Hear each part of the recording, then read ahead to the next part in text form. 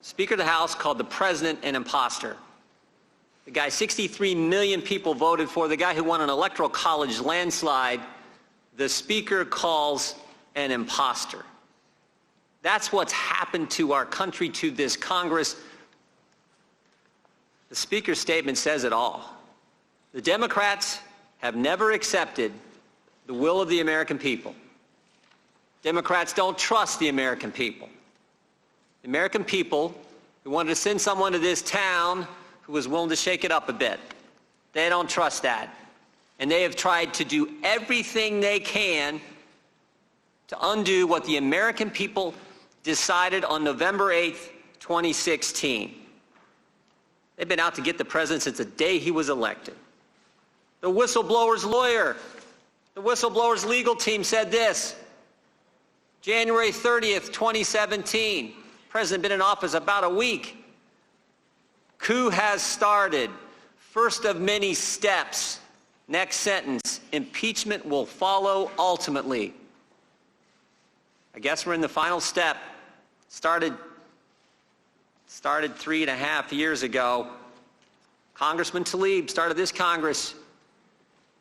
First day of Congress said, impeach the president. Representative Green said, if we don't impeach him, the president's going to win re-election. We got to do it. Most importantly, 5 Democrat members of this committee voted to move forward with impeachment before the phone call ever happened.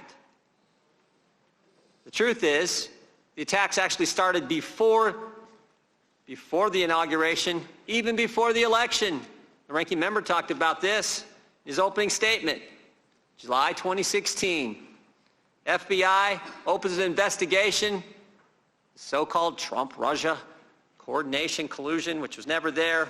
Opened an investigation, spied on 2 American citizens associated with the presidential campaign. My guess is that's probably never happened in American history, but they did it. And for 10 months, Jim Comey's FBI investigated the president. Guess what? After 10 months, they had nothing. And you know why we know that? Because when we deposed Mr. Comey last Congress, he told us they didn't have a thing.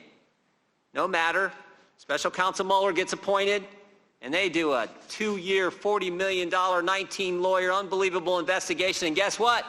They come back, and they got nothing. But the Democrats don't care. So now we get this. Bunch of depositions in the bunker in the basement of the Capitol.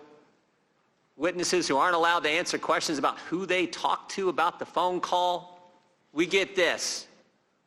All based on some anonymous whistleblower, no firsthand knowledge, bias against the president. These facts have never changed. We learned these right away. Who worked with Vice President Biden, who wrote a memo the day after somebody talked to him about the call, but waited 18 days to file a complaint. 18 days to file a complaint. What did he do in those 18 days? We all know.